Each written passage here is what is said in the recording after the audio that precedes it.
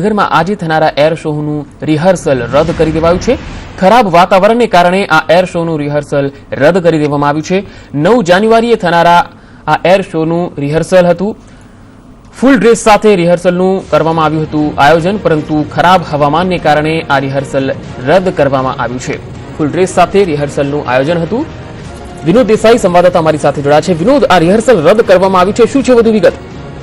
જી Pankaj, air force દ્વારા એક air શોનું આયોજન કરવાનું હતું। ગુજરાતમાં યોજાનાર વાઇબ્રન્ટ સમિટના જે શુભારંભ થવાનો હતો એની સાથે જ એર શોનું આયોજન હતું, પરંતુ એરફોર્સ દ્વારા આ એર શોનું વધુ લોકો લાભ લઈ શકે અને 9 તારીખે જે ભીડ હોય છે એના કારણે આજે લોકો એડવાન્સમાં એર શોને માણી શકે, એરફોર્સની તાકાતને સમજી શકે, એના માટે આજે ફૂલ ડ્રેસ રિહર્સલનું આયોજન કરવામાં આવ્યું હતું અને તેનો એરફોર્સ દ્વારા ખૂબ પ્રચાર પણ કરવામાં આવ્યો હતો।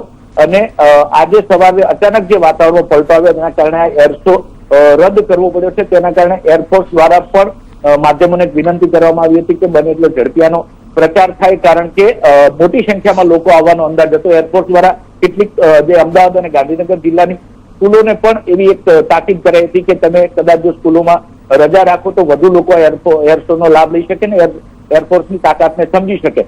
પરંતુ અચાનક આવી પરિસ્થિતિના કારણે જે એર શો રદ કરવો પડ્યો એના કારણે ઘણા લોકો ગાંધીનગર આવતા ન અટવાય તેના માટે એક સૂચના જારી કરવામાં આવી હતી કે ખરાબ હવામાનના કારણે આ એર શો રદ કરવામાં આવ્યો છે અને જેના કારણે હવે જે આજે જોનારા પબ્લિક હતી તેનો લાભ નહીં લઈ શકે। પંકજ જી વિનોદ, આભાર માહિતી આપવા માટે। શિયાળાની મોસમ શરૂ થતા જ અમદાવાદ શહેરના વાતાવરણમાં પલટો આવ્યો છે। હવામાન વિભાગની વાત કરવામાં આવે તો આગામી 2 થી 3 દિવસમાં શિયાળો હજુ પણ વધારે જામશે તેની આગાહી કરવામાં આવી છે। ત્યારે અમદાવાદ શહેરમાં વહેલી સવારથી જ વાતાવરણ છે તે ધુમ્મસમય બન્યું છે। અમદાવાદ શહેરના તમામ વિસ્તારોમાં સવારથી ધુમ્મસ જોવા મળી રહી છે। તમે જોઈ શકો છો કે જે વિઝિબિલિટી છે અમદાવાદ શહેરની તે ઓછી થઈ ચૂકી છે। તો રાજ્યના અનેક એવા શહેરો છે ત્યાં વરસાદી ઝાપટાની પણ વાત સામે આવી છે।